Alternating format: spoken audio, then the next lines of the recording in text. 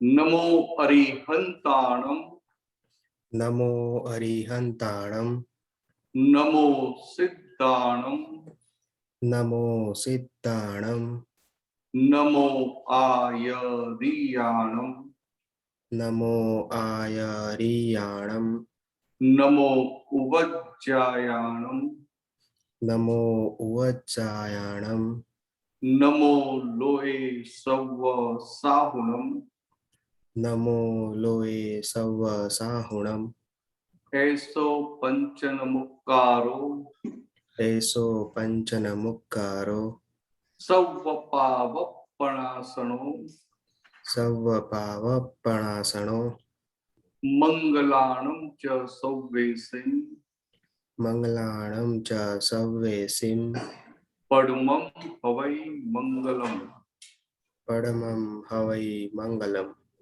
ઓમ નમો ભગવતે વાસુદેવાય ઓમ નમો ભગવતે વાસુદેવાય.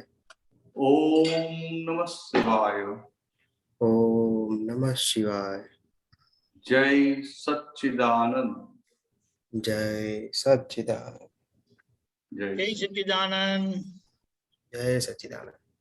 જય સચ્ચિદાનંદ. જય સચ્ચિદાનંદ.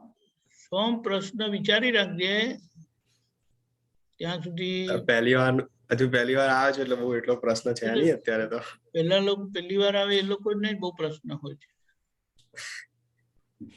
ઓકે નિષ્કૃ. જય સચ્ચિદાનંદ. મારો પ્રશ્ન ગઈકાલે જે સત્સંગ હતો ને મોર્નિંગ નો એને પરેશાનંદજી જોડે એને રિલેટેડ છે.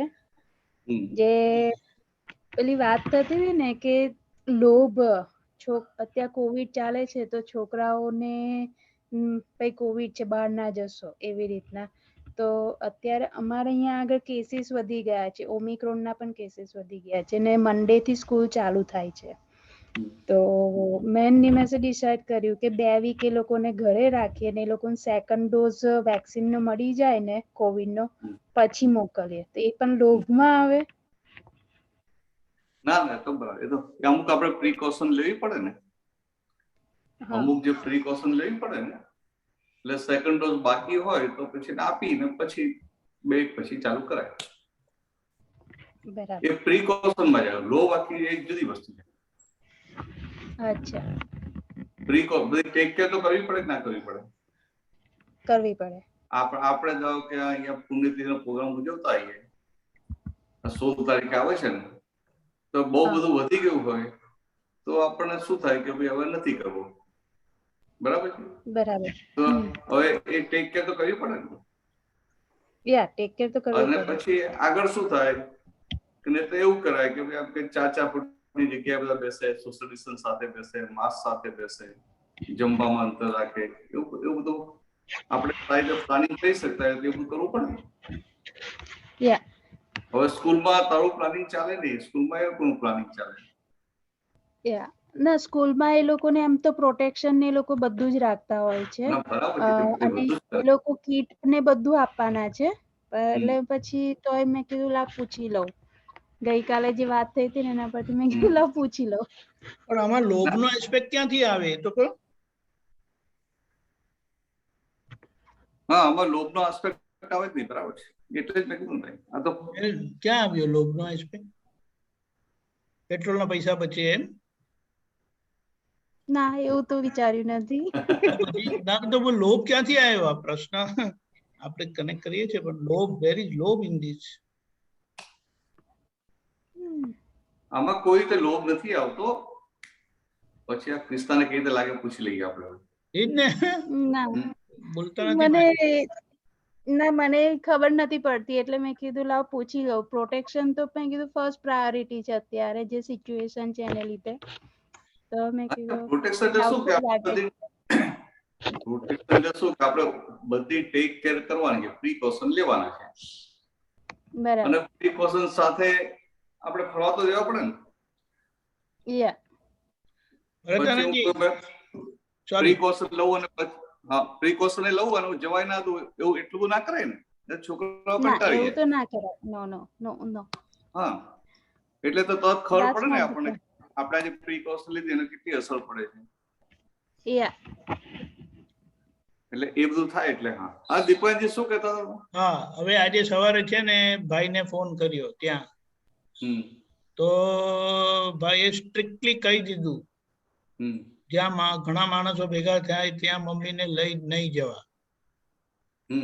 નો compromise.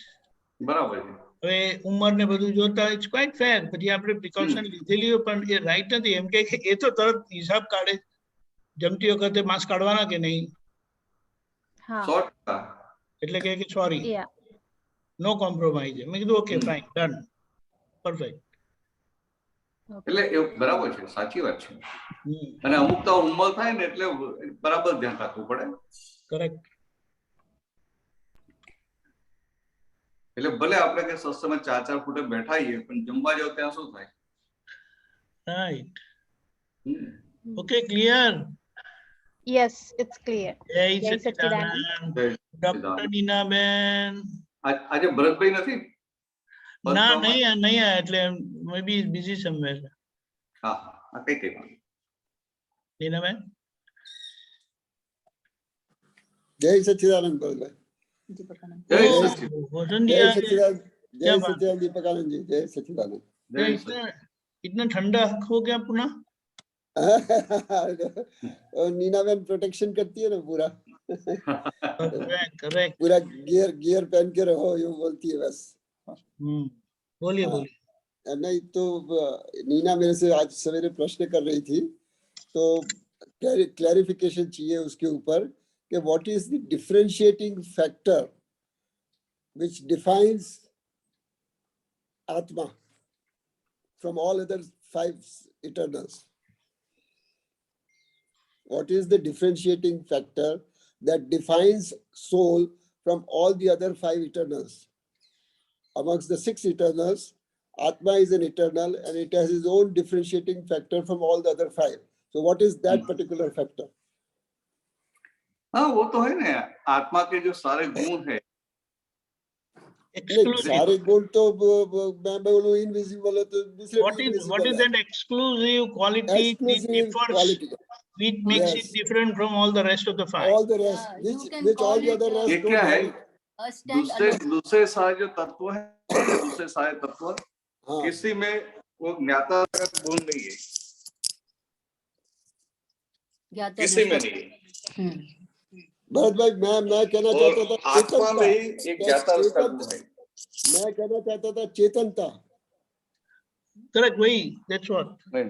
Animate, you know, soul is animate, all the rest are inanimate. Soul is living, all the rest are non-living. तो ये बराबर है, बट बाकी वो सब गुण है सर, ज्ञाता दृष्टा, आनंद, परमानंद, ये वो अपने जितने वो सब गुणों में जाते हैं. कैसे बात है, बात बहुत अच्छी है कि चेतनता, मगर आप चेतनता बोलेंगे तो जगत क्या समझेगा? सारे जगत के लोग क्या समझेंगे कि ये सब जीव है, सब चेतन है जी. तो अब आज तक जो गलती की थी कि वो जो उद्गल है उनको ही चेतन माना था, वही गलती कंटिन्यू रहेगी. इसलिए बता के ज्ञाता दृष्टा जो गुण है, ज्ञाता दृष्टा परमानंद, वो ऐसे है कि वो सबसे सेपरेट हो जाते. नहीं बराबर, living is the differentiating factor. Only soul is living, all the rest are not living. हाँ बराबर है, मगर ये बीच में आया ना, ये कैसी बात है कि जड़ और चेतन ऐसे नहीं ले सकते ना. There is not only पुद्गल एंड चेतन.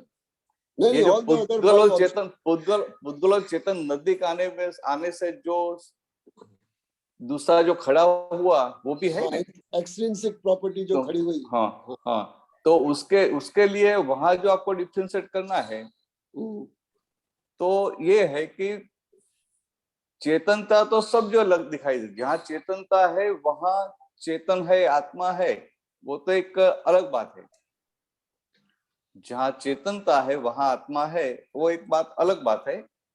मगर चेतन और पुद्गल की क्वालिटी में क्या फर्क है?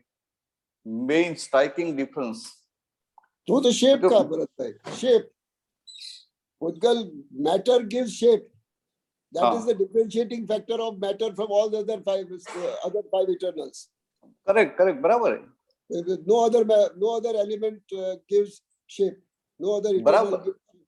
बराबर, वो भी perfect है कि Pudgal सिर्फ only Pudgal is Rupi. Yes, only Pudgal is Rupi.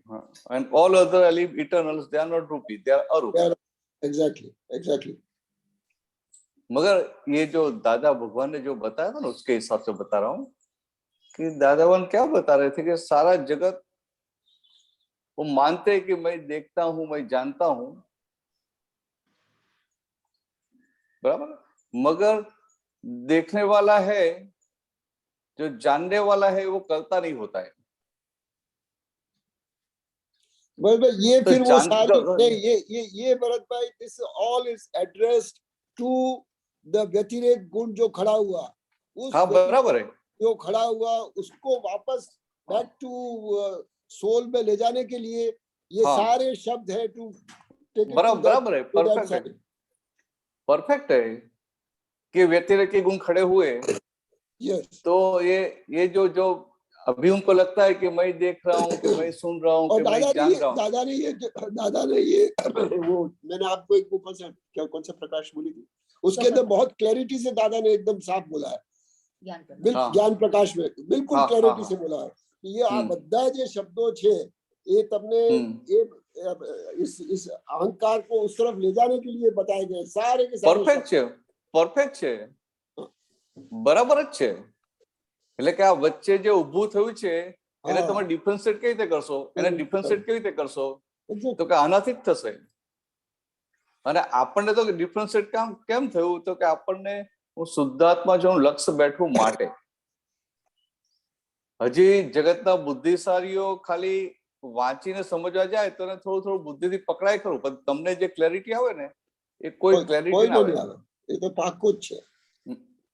ગમે એટલો પ્રયત્ન કરે ને, નોબેલ પ્રાઇઝ વિનર હોય એને 5 જણે બેસાડીને રિસર્ચ કરે ને, તો પણ આપણા એક મહાત્માને જે સમજમાં આવે એનું કશું એનું કઈ 1% સમજમાં આવે નહીં. એબ ઇનિશિયો जो दादा ने फंडामेंटल्स की जो clarity they the, that is unbelievable, uncomparable. It's a unique and amazing. और जो दादा ने कर्म की और ये अहंकार की जो डेफिनेशन दी पूरे वर्ल्ड में कहीं पर भी नहीं है. हाँ बराबर है, सही बात है. और अहंकार की ये कहीं पर भी नहीं है. बराबर, नो बड़ी बराबर है, एकदम से क्लैरिटी. और ये दो बातें आपके अंदर क्लियरिटी हो गई कि कर्म कैसे बनते हैं और ये अहंकार क्या है, तो बाकी सारी चीजें अपने आप क्लैरिटी आ जाती है.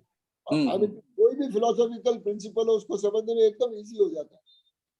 बराबर, इसलिए महात्माओं के लिए इजी हो जाता है, बहुत इजी, बहुत इजी. और इसलिए तो दादा बुआ ने बताया था कि आप यहाँ आए तो कोई महात्मा पे, दादा अभी हम जो पहले जाते थे आप दूसरी कोई जगह पे जा सकते हैं. जरूर जाओ. तो जनरली सब लोग क्या बोलेंगे, आपको अभी कोई जगह पे जाने की जरूरत नहीं है. तो दादा बुआ ने क्या जवाब दिया था कि आप जाओ, आप जाएंगे तो आपको पता चलेगा कि आपने क्या पाया है, प्राप्त किया. आपने जो पाया है, जो आपने जो प्राप्त किया है, उसकी वैल्यू आपको समझ में आएगी. अभी देखो ऐसा कभी बोल सकते हैं. यस, जब वो एकदम फंडामेंटल्स क्लियर हो. एब इनिशियो जो बोलते हैं अपन फिजिक्स और मैथमेटिक्स में, एब इनिशियो प्रिंसिपल्स पढ़ते हैं. बाकी सबको भय रहता है कि मेरा शिष्य दूसरे जाके सुनेगा और वहां का अच्छा लगेगा तो वहां चला जाएगा. एक भय के सभय रहता है. और दादाजी हम सबको निर्भय बनाते तो वो खुद कैसे होंगे, क्या स्टेट होगी उनकी. तो इसलिए बोलता है क्योंकि उनको उसने देखा 360 का देखा है, इसलिए विदाउट एनी हेजिटेशन वो बताते हैं आप नहीं दूसरी जगह पे जाओ और वहां सुनेंगे तो आपको आपने क्या पाया उसकी वैल्यू समझ में आएगी. सही बात है, बिल्कुल सही बात है. और एक बात है कि जिनको मैं शुद्धात्मा हुए भान हुआ, रियलाइजेशन हुआ, इनका लक्ष्य बैठा, वो कितनी भी बातें कहीं भी जाके सुनेगा ने, ऊपर से उनका ज्ञान मजबूत होगा. Exactly. Yes. और जिनका सेट हुआ नहीं है वो कहीं कहीं भी चला जाएगा, क्योंकि वो पता लगता है ना कि जो आगे सामने वाला बोल रहा है वो किस एंगल से बोल रहा है, किस तो मेरा कहने का मतलब कहाँ पर वो सटक गया, मेन प्रिंसिपल से कहाँ पर थोड़ा सा एग्जैक्टली सटक गया, वो पता लग जाता है। एग्जैक्टली तो इसलिए दादा बताते थे कि वो स्लिप कब होता है, कुछ वीकनेस है तभी। हाँ। और ये दादा के पास आया और ये भान हुआ कि मैं शुद्ध आत्मा हूं, वो आत्मा पक्ष से हुआ। फिर कोई कितनी भी बड़ी बड़ी बातें करे, कितना भी बड़ा हथेली में चांद बताए, उनको कोई फर्क पड़ने वाला नहीं है। और बाय चांस फर्क पड़ भी गया तो वो क्या, वो उनकी समझ में वो कच्चा है इसलिए पड़ गया, उनकी पुण्य इतनी कच्ची पड़ती है। Exactly. तो उसके लिए हमें कुछ करने का भी नहीं है, सिर्फ भावना करने की है, तो उनको आगे जाके सही बात समझ में आ जाए। ये क्या है, जाने अनजाने में हम गलत चीज को अनुमोदना कर दे रहे हैं, जाने अनजाने में गलत को अनुमोदना कर देते हैं, और उसकी वजह से जब उनको सही मिलता है तभी वो अंतराय सामने ऐसे आते हैं। छोटा से छोटा भी हम लीकेज नहीं अलाउ कर सकते अपने अंदर, बराबर ऐसा ही होने का है। लीकेज अगर अलाउ किया तो फिर वो क्या स्वरूप अंदर ले लेगा वो हमको पता नहीं अंदर। ये दादा भगवान ने इससे क्या बताया कि हम तो कितने जन्मों से ये शुद्ध करते करते आए थे और ये जन्म में शुद्ध हो गया, और आपको कृपा से प्राप्त हुआ है, अपनी मेहनत से, अपने पुरुषार्थ से, अपनी पात्रता से प्राप्त नहीं हुआ है। जी, इसलिए आपको हर पल हर समय अलर्ट रहना चाहिए, वो तो बहुत बड़ा है। चलो आगे बढ़ेंगे। जय सच्चिदानंद। जय सच्चिदानंद। जय सच्चिदानंद। जय सच्चिदानंद। जय सच्चिदानंद।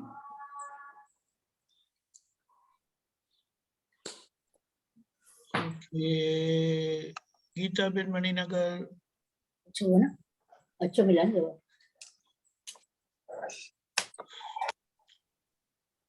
एक मिनट, आपकी आवाज नहीं आती है।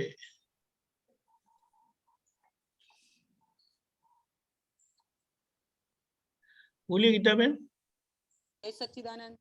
ओके, जय सच्चिदानंद। हाँ बराबर। हाँ, ભરતાનંદ જી, રોજ સવારમાં વિધિમાં બોલીએ તો છીએ અને નક્કી બી હોય કે વ્યવસ્થિતમાં જે હોય તે ભલે હોય, પણ એક ખૂણો એવો બી દેખાય છે કે બોલીએ છીએ ખરા, પણ વ્યવસ્થિતમાં જે ગમતું હોય ને એના માટે જે હોય તે ભલે હોય, ના ગમતું હોય એના માટે તો પાછો એક ખૂણો બી એવો બી હોય કે દ્વેષ થતો હોય અને ના ગમતી વસ્તુ આવે તો એનું પણ એવું હોય કે બોલી અંદરથી જ ચાલતું હોય કે વ્યવસ્થિતમાં જે હોય તે ભલે હોય, પણ એ વ્યક્તિ ઉપર દ્વેષ બી હોય જ એટલો ખબર પડે તો એના પ્રતિક્રમણ કરવાની ઈચ્છા બી ના થતી હોય, અને સુખમાં બી એવું હોય કે વ્યવસ્થિતમાં જે હોય તે ભલે હોય પણ સુખ જ જોઈતું હોય, દુઃખ તો જોઈતું જ નથી હોતું. તો હવે આ કેવી રીતે સોલ્યુશન લેવાનું? હા એટલે બરાબર છે. એટલે શું છે કે આપણને એક બાજુ જે ભાન થયું ને શુદ્ધાત્મા છે, એનો આનંદ છે, એ આનંદ ચાખ્યો એટલે આપણે નક્કી કરીએ છીએ કે આ જગતની કોઈ પણ વિનાશી ચીજ મારે જોઈતી નથી, મને ખપતી નથી. સમજાય છે? પણ ભરેલો માલ છે એટલે તમને બધા એ સુખના સાધનો ભેગા થાય કે ના થાય? જે ભેગા થાય એના માટે ઈચ્છા થાય, જે ભેગા ના થાય એના માટે વધારે ઈચ્છા થાય. સમજાય? તમારે એમ કે જે સાધનો, જે સુખના સાધનો એ જે ભેગા થઈ જાય એ તો તમે એન્જોય કરો, પણ પછી અમુક જે તમે ભેગા થતા ના હોય એના માટે વધારે ઈચ્છા થાય કે ના થાય? ક્યારે ભેગું થશે, ક્યારે ભેગું થશે, ક્યારે ભેગું થશે? એટલે આ બધો અંદર આ જે માલ પડેલો છે ને એ બધું આ બધું બતાવ્યા કરે. હવે આ દ્રષ્ટિ મળ્યા પછી તમારી ડાયરેક્શન કઈ થઈ ગઈ? તો કે અંદર એક સમજમાં આવી ગયું કે આ બધા જે સુખો છે આફ્ટર ઓલ એ બધા વિનાશી ટેમ્પરરી સુખો છે, અને મને જે પ્રાપ્ત થયું છે એ આત્માનું પરમાનંદ, પરમાનન્ટ હેપીનેસ ની મને પ્રાપ્તિ થઈ ગઈ. કાયમનું સુખ, આત્માનું કાયમનું સુખ, પરમાનંદ, એની પ્રાપ્તિ થઈ છે. એટલે આ એક સમજણ છે ને જોડે પાછલો માલ ફૂટ્યા કરે છે. એટલે પાછલો માલ ફૂટે છે એમાં બોલે ખરા કે આ સંસારની કોઈ પણ વિનાશી સુખ મને ખપતું નથી, બોલીએ ખરા અંદર રહે કે સારું આ તો હોય તો સારું, સમજે? એટલે એ પેલું બતાવે ખરું,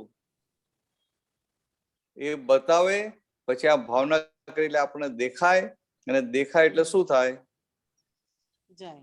અંદર પોતે જાગૃત થઈ જાય કે ઓ હજી તો તમને આ સુખ તો ગમે છે, નહીં કહીએ?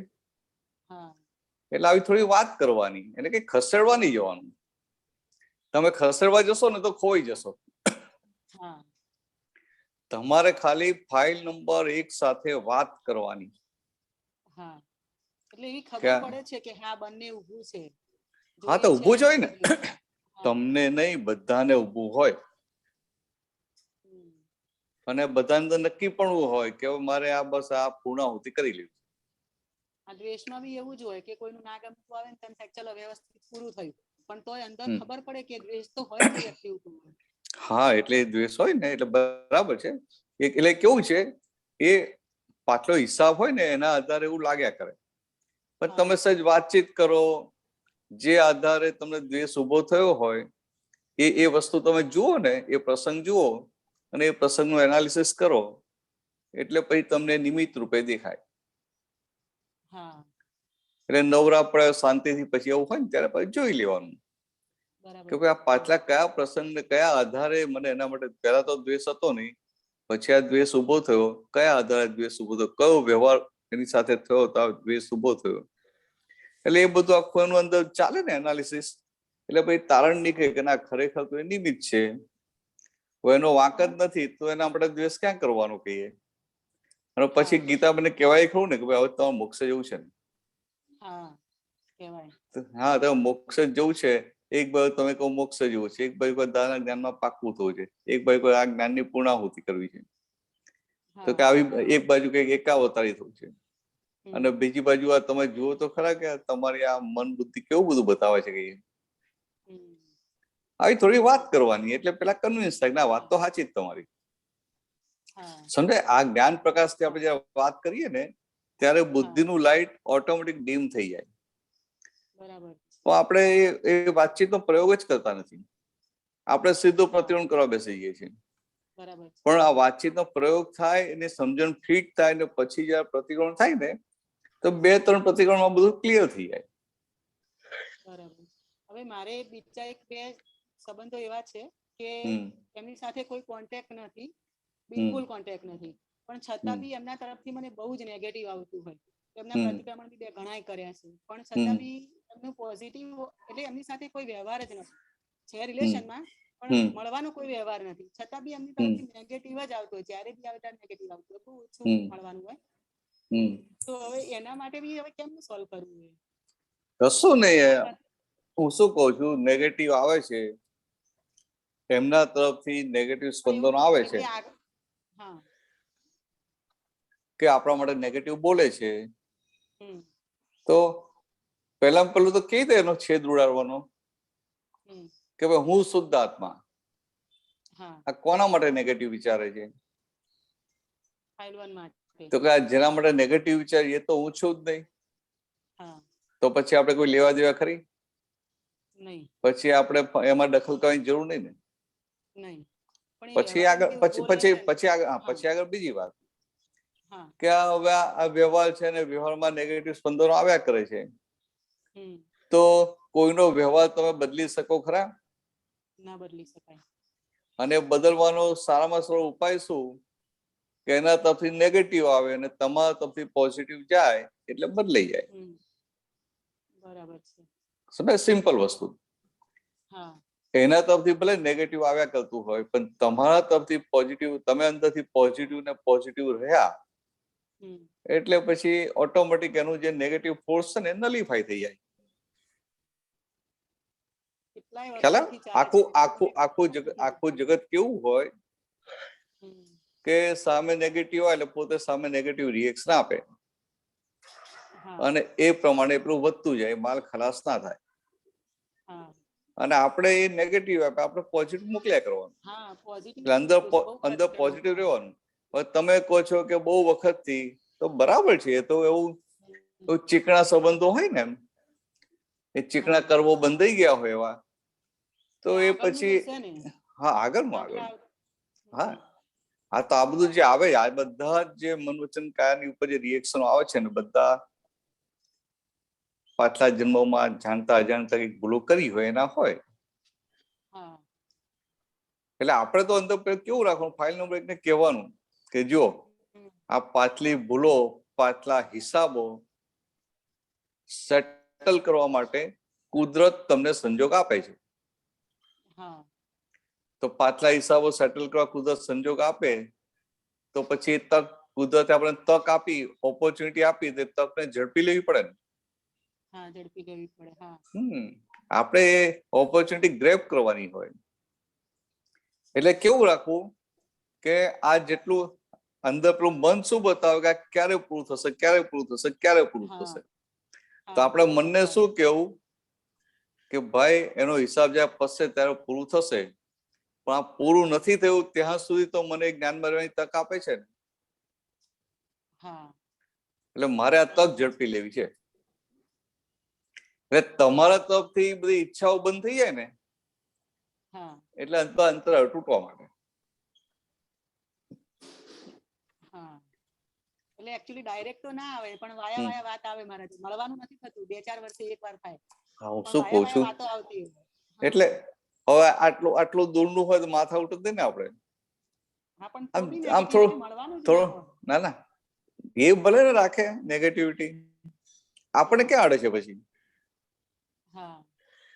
અને એ બીજાને આપણા માટે નેગેટિવ સ્પંદનો ઉડાડે તો બીજો માની લેશે એવું શા માટે માનવું? અને બીજો માની લે તોય આપણને શું ફરક પડે છે? આ જેટલા ભગવાન થઈ ગયા ને ક્યારેય એમને પોતાનું રક્ષણ કરેલું નહીં. સમજાય? એ લોકો ક્યારેય ફાઇલ નંબર 1 નું રક્ષણ કરવા ગયા નતા. તો આ તો આપણને ભગવાન થવાનો સ્કોપ આપે છે. એટલે ફાઇલ નંબર 1 માટે ફાઇલ નંબર 1 નું ખરાબ લાગશે, આમ થશે, તેમ થશે, એનું આપણે રક્ષણ કરવું પડે, એ બધા ભાગમાંથી જ બહાર આવી જવાનું. જે આપણે છીએ નહીં એના માટે મહેનત કરવાની જ ના હોય. અને જે આપણે છીએ નહીં એનું પોતાનું વ્યવસ્થિત આખું લઈને આવેલા છે. એટલે એવું થાય કે પછી આ વ્યવહાર તો ઉભો રહેશે તો પાછું એ દ્વેષનો ભાગ તો ઉભો જ રહ્યો ને એમ. તમારા તરફથી દ્વેષ ઉકલી ગયો એટલે તમે છૂટી ગયા. ઓકે સમજાય? તમે તમારા તરફથી ઉકેલી નાખો, એનું સુધારવા માટે જતા નહીં. બરાબર છે. આ તીર્થંકર ભગવાન હોય ને તો તીર્થંકર ભગવાન માટે એમના વ્યવહાર તો કેટલા બધા અવતારોથી કેટલો સુંદર હોય. તો બધાને એમના માટે રાગ હોય કે ના હોય? કેટલા બધા લોકોને રાગ હોય. ને તીર્થંકર થયા હોય એ અવતારમાં એમનો વ્યવહાર કેટલો આદર્શ હોય. સમજાયું.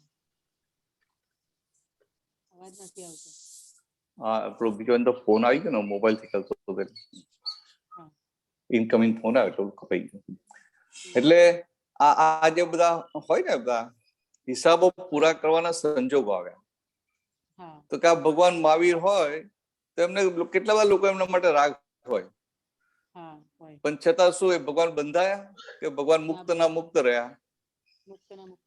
તો ભગવાન મુક્ત ના મુક્ત રહ્યા. ખ્યાલ આવ્યો? તો કે આવું કેમ થયું? તો ભગવાને એમનું સીધું કરી નાખેલું. એટલે ભગવાનની આંગળી સીધી હતી એટલે પેલો વાંકી આંગળી વાળો ગમે એટલું પકડવા જાય તો પકડાય ખરી? ના પકડાય. પણ પેલા આપણી વાંકી હોય તો પકડી જાય. સમજ? આપણી વાંકી હોય તો પકડાય, પણ આપણી સીધી હોય તો પેલો ગમે એટલો વાંકો હોય આપણે પકડી શકે? ના પકડી શકે. તો આ બધા ભગવાન એવી રીતે સીધા થયેલા. સમજાયું. સરસ. હવે તો એટલે આપણે આવી તક મળી ગઈ. ચાલો વધીશું આગળ. જય સચ્ચિદાનંદ. ક્લિયર થઈ ગયું ને તમને? થઈ ગયું. જય સચ્ચિદાનંદ. જય સચ્ચિદાનંદ. ચાલો આગળ વધીએ.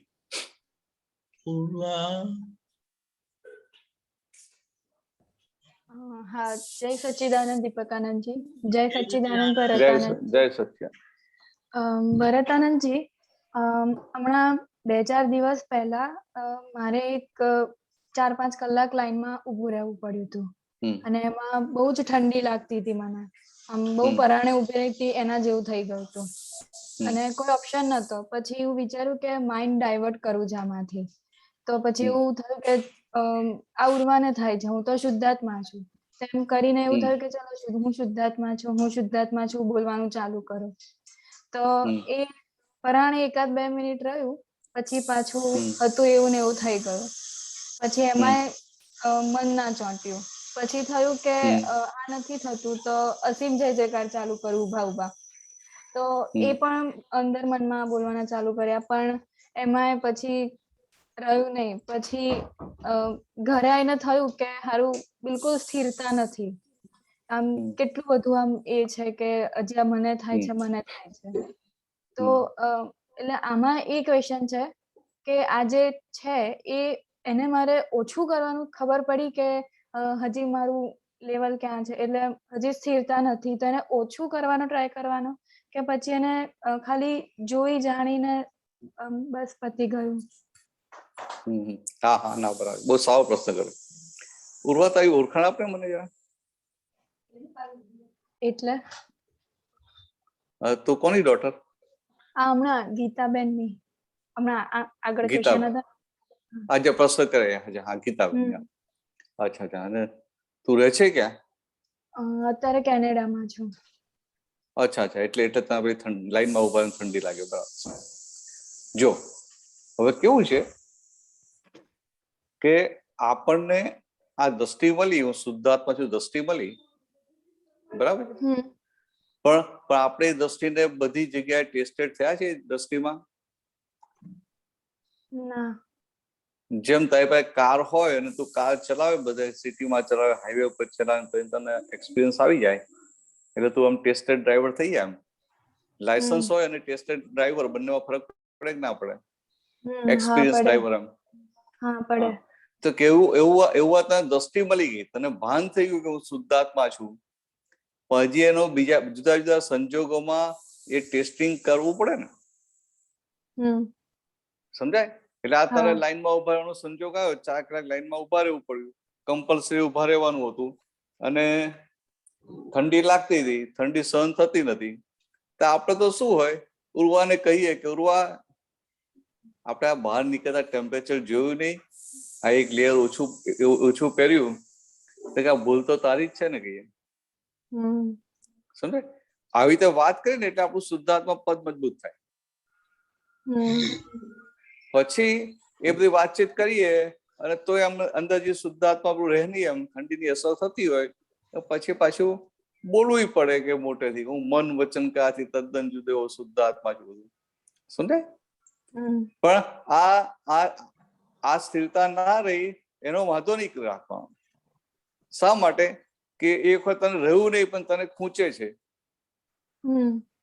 તને અંદર પિંચિંગ થાય છે કે આ મને આ જાગૃતિ ના રહી, મને આ શુદ્ધાત્મા રહ્યું નહીં, આ વખત આ ઠંડીમાં બધું જતું રહેતું હતું, બધું મારું ધ્યાન, મારો ઉપયોગ ઠંડીમાં જતો રહેતો હતો.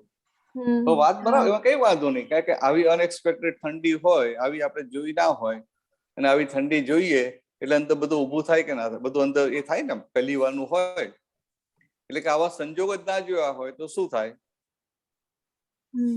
એટલી જાગૃતિ ના રહે. પણ જેમ જેમ એ જ્ઞાનમાં આપણી સ્થિરતા વધતી જાય એમ એ જાગૃતિ રહે. એટલે તને ખાલી આટલી ખબર પડી કે હજુ મને આ સ્થૂળ સંજોગો બહાર આવે છે, ગરમીના કે ઠંડીના, તો હજી મને હું શુદ્ધાત્મા છું એ જાગૃતિ રહેતી નથી, અમારું હલાવી નાખે છે, એટલે ખબર પડી. બરાબર છે? હવે ક્રમિક માર્ગ કેવો છે? આપણો અક્રમ છે. ક્રમિક માર્ગમાં ગુરુ શિષ્યને એવી રીતે તૈયાર કરે કે એનો તિતિક્ષા ગુણ ડેવલપ કરે. તિતિક્ષા, ગુજરાતી શબ્દ તિતિક્ષા. તિતિક્ષા એટલે શું?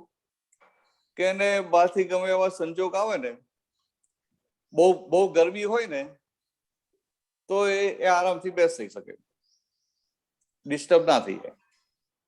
બહુ ઠંડી હોય તો ડિસ્ટર્બ ના થઈ જાય. અને બહુ ભૂખ લાગી હોય ને તો પણ એ, કારણ કે ક્રમિક નું છે એટલે એ સહન કરી શકે. બહુ તરસ લાગી હોય તો પણ. અને આ તો ઠીક છે, પણ ભયની જગ્યા હોય, ભયની જગ્યા તો પણ એને પેલું જે ક્રમિક ની રીતે બેસાડ્યું કે ભાઈ તું તાર સ્વરૂપનું ધ્યાન કર, શુદ્ધાત્માનું ધ્યાન કર, અને ભય વાળો ભાગ કંઈક ઉભો થાય તો એ પોતાનું ધ્યાન છોડે નહીં. એને તિતિક્ષા ગુણ કહેવાય. એટલે કે ક્રમિક માર્ગમાં એ તિતિક્ષા ગુણ થોડો ડેવલપ થયેલો હોય. ત્યારે આપણને તો અક્રમ મળ્યું છે ને, અને હવે તો કે હવે આપણે જેમ જેમ સંજોગો ભેગા થતા જાય ને આપણને દેખાય કે અહીંયા કાચા પડ્યા એટલે ત્યાં આપણે પાકા થવા માંડીએ. ખ્યાલ આવ્યો? તને જ્યાં જ્યાં દેખાય કે અહીંયા હું કાચી પડી, અહીંયા કાચી પડી, અહીંયા કાચી પડી, એટલે ત્યાં પાકા થવાની શરૂઆત થવા માંડે. એટલે આપણને ખબર પડે કે અહીંયા જ્ઞાન હાજર નથી રહેતું. એ ખબર પડી એટલે અંદર શું નક્કી થાય કે આ સંજોગમાં મારે જ્ઞાનમાં પાકા રહેવું છે. એટલે આ પેલા આ દેખાય ને ત્યાંથી શરૂઆત થઈ જાય. હા, બરાબર. અને એ થયું ને તો રાત પડી એટલે રાતે ઊંઘી, બીજો દિવસ થયો તો પણ એ મને યાદ રહેતો, એ જતો નતો, એ સંજોગ પતી ગયો છતાં પણ એ અંદર મગજમાં વાગોળાતો હતો. હા, બરાબર.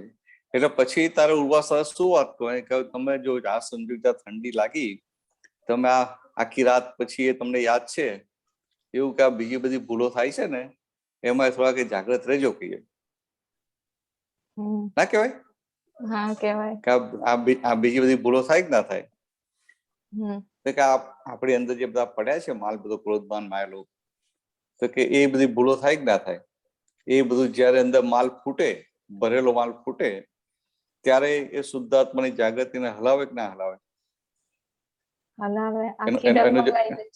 હા, એટલે એનો જે ફોર્સ આવે, એટલે એનો ફોર્સ એવો હોય કે આપણે ટેસ્ટેડ થયેલા ના આવીએ. આજે માખણ હોય ને તાવે એટલે ઘી થાય ને, ઘી થાય એટલે બધા ગુણો ખુલ્લા પ્રગટ થઈ ગયા. ઘી થઈ જાય એટલે ગુણો પ્રગટ થાય. પણ ઘી હજી કાચું હોય, હજી સચ ખટાશ રહી હોય તો શું થાય? એને નીચે બધા તાપ રાખવો પડે. ધીરે ધીરે એમ કરતા કરતા એ બધું તવાઈ જાય એટલે ખાલી પ્યોર ઘી રહે. એવું આ બધા સંજોગો આપણે આવે ને એ આપણે તવાવા માટે, એટલે ટેસ્ટેડ થવા માટે આવે છે.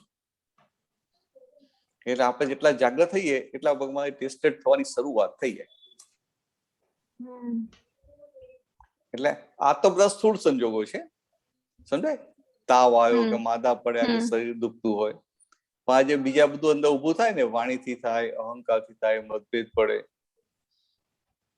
આપણે આ પૂતગલનો પક્ષ લઈ લઈએ તો કે એ બધું થાય ત્યારે પણ પાછું એ વાપરવાનું. કારણ કે આપણે 360 ડિગ્રી કરવું પડે ને. હા, એ હજી આ 360 ડિગ્રી નો પણ આઈડિયા નથી આવતો, એટલે એ કેવી રીતના એ જોવાનું 360 ડિગ્રી થી? 360 ડિગ્રી એટલે શું કે બધા જ ખૂણામાં આપણું ચોખ્ખું થવું પડે ને. હા, અત્યારે તું ત્યાં ભણવા ગઈ છે તો તારું ધ્યાન ભણવા તરફ જ હોય ને. પછી બીજું તારું ધ્યાન ક્યાં હોય કે હું ભણું છું, મારે થોડો ખર્ચો કાઢવાનો છે, તો પાર્ટ ટાઈમ જોબ મળે તેની તરફ હોય કે ના હોય? પછી હવે તું નવી ગઈ હોય ને પછી તારે આ બધું હોય તો પછી ફ્રેન્ડ સાથે ચાલો કે આપણે 3 દિવસ ફરી આવીએ, તો તારા મનમાં અંદર શું બધું વિચાર આવે કે હારું 3 દિવસ ભણવાનું જશે, 3 દિવસ ત્યાં જોબ જશે, 3 દિવસની જોબ જશે તો આ $300-350 ઓછા થઈ જશે. બધું દેખાય કે ના દેખાય? હા, દેખાય. સમજાય? એવું આ ભલે ભૂલો થાય પણ દેખાય, અને પોતે એ રીતે જાગૃત થઈ અને આત્મપક્ષી રહે એટલે એની પ્રગતિ થવા માંડે. બરોબર. હા, એટલે તારે ચિંતા નહીં કરે કે શુદ્ધાત્મા ના રહ્યું, સમજે? તને નહીં, એ તો બધાને ના રહે, પણ આ જે અનુભવ થતા જાય એમ પછી અંદર રહેતું જાય. કે અનુભવ આ જે સંજોગો ભેગા થાય છે ત્યારે જો આપણે ઊંઘી જઈએ તો પ્રગતિ ના થાય. પણ તું તો જાગ્રત છે ને, તને થાય છે ને આખર શુદ્ધાત્મા રહ્યું નહીં એટલે જાગ્રત છે, એટલે પછી આગળ તારો પ્રોગ્રેસ થતો જાય. બરોબર. હા, ચાલ. હા, બીજું કઈ પૂછ્યું હોય તો પૂછી લે. ના, બસ આટલું જ છે. જય સચ્ચિદાનંદ. હા, જય સચ્ચિદાનંદ દીપક દાદા, જય સચ્ચિદાનંદ ભરત દાદા. જય સચ્ચિદાનંદ. મારો પ્રશ્ન ઓલમોસ્ટ ઉર્વા દીદી જેવો જ હતો કે ગઈકાલે મારા મમ્મી સાથે થોડું અનબન થઈ ગઈ હતી, એટલે મમ્મીએ મને મારી ભૂલ બતાવી તો મતલબ મને એવું થયું કે હું એટલે એની એબ્સન્સમાં હું આ કામ કરી લઉં છું અને અત્યારે ભૂલ બતાવે છે તો મને આમ ગમ્યું નહીં. પછી હું આ વખતે જ્ઞાન સેટ કરવાનું કહેતી હતી કે આ વિધિને કહે છે એની ભૂલ બતાવે છે તો મારે એક્સેપ્ટ કરવી જોઈએ, તું કેમ નથી કરતી? અંદરથી વિધિએ મતલબ અંદરથી ખખડાય બી ખરી વિધિને. તો મતલબ એ પછી મમ્મી ગઈ ને તો બી મને એની પર એ ગઈ ને તો બી મેં એને જય સચ્ચિદાનંદ બી ના કીધા. મેં કીધું મારે નથી કહેવા, એટલે આડાઈ થઈ ગઈ એમ, જસ્ટ લાઈક આડાઈ જેવું થઈ ગયું. પછી સાંજે મતલબ બહુ 8-10 કલાક પછી આવી મમ્મી ઘરે. મેં કીધું મમ્મી તારા વગર તો મને ગમ્યું નહીં. પછી એ વખતે થોડી શાંત પડી. પછી મમ્મી ગઈ ને તો ઘરે એકલી જ હતી. પછી અંદર વાત કરી મેં કીધું કેમ આવું કરે છે જી, આપણે કોઈના વગર કે આપણે બધાની અંદર શુદ્ધાત્મા જોવાના છે, પછી ભૂલો એક્સેપ્ટ કરવાની છે, પ્યોર થવાનું છે દાદા ભગવાનની જેમ. તો આ તરત એક્સેપ્ટ નથી થતી ભૂલ, એનું કારણ શું છે? હા તો બરાબર છે, હજી અંદર પેલું બુદ્ધિનું જોર છે ને. હા એટલે એ જોર છે એટલે હજી બુદ્ધિને એનું સામ્રાજ્ય છોડવાનું ગમે નહીં ને. હા સમજાય? આ ટેરરિસ્ટ હોય તો કાશ્મીરમાં ઘૂસી ગયા હોય તો આપણને પકડાય ખરા, દેખાય ખરા, ખબર પડે કે અંદર આવ્યા છે, પછી કાઢતા કાઢતા કેટલી વાર લાગે? ચારે બાજુથી એને કોર્નર કરવા પડે ને. એવું આ પેલા તો આપણે પકડાય કે આ જો આ બુદ્ધિ એનું પોતાનું જોર બતાવ્યું, પછી એ બુદ્ધિને કોર્નર કરાય ને. બરાબર. એટલે આવું છે એમ. એટલે શું છે કે સહેજ એ વખતે તો એટલું બધું રિએક્શન હોય કે આપણને એટલી બધી જાગૃતિ ના રહે, પણ પછી જયારે આપણને સ્પેસ મળે, અવકાશ મળે, એટલે પાછું એ પ્રજ્ઞાનું જોર વધે. બરાબર. એટલે પછી પાછી પ્રજ્ઞાની વાત આપણે માનીએ. એટલે આવું અપ એન્ડ ડાઉન ચાલ્યા જ કરે. બરાબર. પણ જો આપણે જાગૃત છીએ તો ડાઉન જાય એનો વાંધો નથી ઉઠાવતા, પણ ડાઉન જાય ને એ વખતે પોતે જાગૃત થઈ અને એની સાથે રહે નહીં, એ મોટું થઈ જાય ને. હા બરાબર. એટલે તને જે થયું ને કે આ ખોટું થયું, આવું ના હોવું જોઈએ, મને આવું ને આવું રહેવું જોઈએ, મમ્મી ગયા ત્યાં જ મારે સત્યાન કરવાના, એટલું તો હોવું જોઈએ ને. એટલે એ જે આજે આખી અંદર જે ચાલે ને એ વસ્તુ શું થયું કે તું પોઝિટિવ ડાયરેક્શનમાં ચાલવા માંડી. બરાબર. એટલે આ પોઝિટિવ ડાયરેક્શનમાં ચાલીએ છીએ આપણે, એટલે પછી એને નર્ચર કરવું પડે, એટલે કે એને ખાતર પાણી નાખવું પડે ને. એટલે એના માટે પછી આ સત્સંગ છે, પછી આ દાદાની જે બધી વિધિ છે એ બધું આપણે કરીએ ને, એ બધું એનું નર્ચરિંગ થાય. એટલે આપણે જે નક્કી કરેલું છે એમાં આપણને હેલ્પિંગ થઈ જાય. બરાબર. એટલે અનુભવ સારો, તારો અનુભવ મને ગમ્યો, સારો અનુભવ. હા, અને મને બીજો બી ક્વેશ્ચન હતો, પૂછું? હા પૂછી જ લો. હા, એટલે આજે સવારમાં એવું થયું કે ઘરમાં ઉંદર આવી ગયો. તો મને એવું થયું, મને તો પેલા એવું વિચાર આવ્યો કે હું કઈ રીતે આને બહાર કાઢું, કે મતલબ શું કરું તો બહાર નીકળે. પછી મને આમ અચાનક યાદ આવ્યું કે એની અંદર આપણે શુદ્ધાત્મા જોઈએ તો જતો રહેશે એમ. તો બી આમ ચાર પાંચ આટા મારીને જતો રહ્યો. અને પછી મેં એની સાથે મતલબ મેં કીધું અમે તમને હેરાન કરવા નથી માંગતા અને મારવા પણ નથી માંગતા, તો તમે શાંતિથી જતા રહેશો. તો મતલબ 4-5 આટા મારીને જતું રહ્યું. તો શું આ પણ એક શું કહેવાય આને? હા બરાબર છે, આ પરફેક્ટ છે, આવું જ હોય. હા, જો હું તને બહુ પહેલાનો દાખલો આપું, બહુ જૂનો દાખલો આપું. 92માં અમે લોકો પહેલી વાર નાઇજીરિયા ગયા ને, તો સત્સંગનો છેલ્લો દિવસ હતો ને એક બેન આવ્યા હતા, અને પેલી હિંસાની વાત ચાલતી હતી. તે બેન કહેતો કે રસોડામાં તો કે આપણું આમ વાંદા આવે એટલે કે ફ્લીટ છાંટવું જ પડે ને, એમ દવા છાંટવી જ પડે ને, આમ કરવું પડે ને તેમ કરવું, વાત કરતા હતા. એટલે મેં કહ્યું ભાઈ બરાબર છે, પણ જ્યાં સુધી તમારો અભિપ્રાય હિંસા માટેનો છે ત્યાં સુધી તમારી જોખમદારી છે. બરાબર. સમજાય? એટલે એમને વાત બહુ સરસ સમજાઈ ગઈ. તો પછી વેકેશનમાં ત્યાં હૈદરાબાદ ગયા, અમુક ઘર હતું હૈદરાબાદમાં. હૈદરાબાદમાં ફ્લેટ હતો ને, એમાં અમને ફોલ સીલિંગ નખાવી હતી. બરાબર. તો ઘરમાં રાતના રહેવા ગયા, સુવા ગયા, તો પેલા ઉંદરો ફોલ સીલિંગ ની અંદર દોડે એમ. એટલે રાતના ઊંઘમાં જ્યાં પેલું લશ્કર માર્ચ કરતું ને એવો અવાજ આવે. એટલે બીજે સરના આડું પેલા નેબર હોય ને બધાને પૂછ્યું તો કેતો કે ઉંદર હશે કે, એટલે કે દવા મૂકી દેજો ને કે તો બધા મરી જશે કે. ખ્યાલ? એટલે પછી એમને પેલું અહીંયા વાત થયેલી સત્સંગમાં નીકળતા પહેલા, એટલે એમને થયું કે સારું આ મારે જવાબદારી લેવી નથી, એટલે કે શું કરવું? એટલે ઉંદરના શુદ્ધાત્મા ભગવાનને નમસ્કાર કર્યા અને પ્રાર્થના કરી કે મારે હિંસા કરવી નથી, અને મારી કઈ ભૂલ થઈ હોય કે જેને લઈને તમે મને હેરાન કરો છો, તો મને ખબર નથી શું ભૂલ છે, પણ એ ભૂલ માટે હું માફી માંગુ છું, પણ તમે બીજી જગ્યાએ જાઓ. એ 3-4 દિવસો બધા ઉંદરો બધા જતા રહ્યા. સમજાય? એટલે આ વાત સાચી છે, તારો જે અનુભવ છે ને પરફેક્ટ છે કે આવી રીતે આપણું હોવું જોઈએ. બરાબર. આ દાદા ભગવાન જો કેવા હતા કે પહેલાના જમાનામાં તો માખણ બહુ થતા હતા, ઉનાળામાં તો એટલા બધા થાય, તો દાદા માકડને પણ મારતા નતા. પછી ક્યાંક હોય આમ ગળા પર કળ તો સહન ના થાય, ત્યાંથી ઉઠાવીને બીજો હાથ પર મૂકે કે પગ પર મૂકે, એવી રીતે સમજે, પણ મારે નહીં.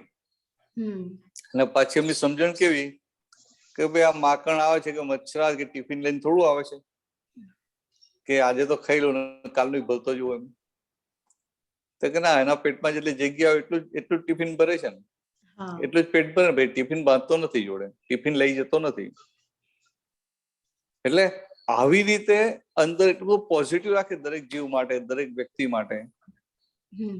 એટલે આપણાથી આપણી જે કેપેસિટી હોય એ પ્રમાણે રાખવું.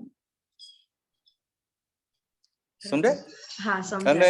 અને કેવું છે, આ કઈ ખેંચીને કરવા જેવું નથી, નકલ કરવા જેવું નથી.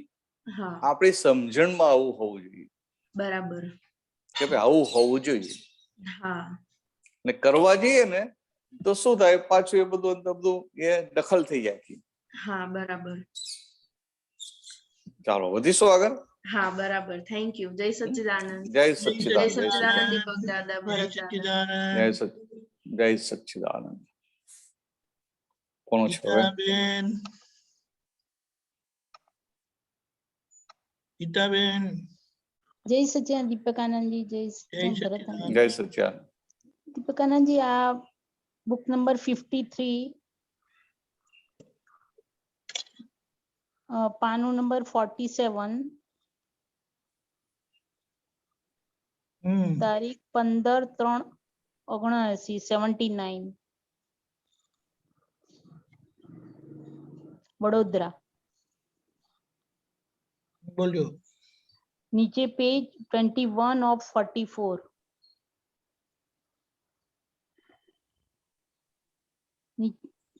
ઓકે, બોલ્યો. પેજમાં નીચેથી બીજો પેરેગ્રાફ. બોલો. હા, બોલ્યો. ભરતાનંદજી સાહેબ, જય સચ્ચિદાનંદ. જય સચ્ચિદાનંદ સાહેબ. અહીંયા દાદા ભગવાન કે જે બુદ્ધિની જાગૃતિ, તો બુદ્ધિની જાગૃતિમાં અવેરનેસ હોય, બિવેરનેસ હોય અને એલર્ટનેસ હોય, એ બુદ્ધિની જાગૃતિ. અને એક રિયલની જાગૃતિ એટલે આની ઉપર એક્ઝેક્ટનેસ, એ રિયલની જાગૃતિ. તો રિયલની જાગૃતિ પર સમજાવો સાહેબ. દાદા ભગવાને આ જાગૃતિના 4 સ્ટેપ બતાવ્યા. હાજી. અવેરનેસ, પછી બિવેરનેસ, એલર્ટનેસ અને છેલ્લું એક્ઝેક્ટનેસ. એટલે દાદા ભગવાન પોતે એક્ઝેક્ટનેસમાં હતા. અવેરનેસ એટલે શું કે એ જીવને શરૂઆત થાય કે ભાઈ આ અવેરનેસ એટલે હું છું. એટલે એને અસ્તિત્વનું ભાન હોય, અને અસ્તિત્વનું ભાન હોય એટલે પોતે જ્યાં ને ત્યાં સુખને શોધે ને. અવેરનેસ. એટલે આને પોતાના અસ્તિત્વનું ભાન થયું. અસ્તિત્વનું ભાન થાય ને એ પોતે સુખ શોધે છે. એટલે એ સ્ટેપ વધે, બિવેરનેસ, એલર્ટનેસ. અને એક્ઝેક્ટનેસમાં શું આવે?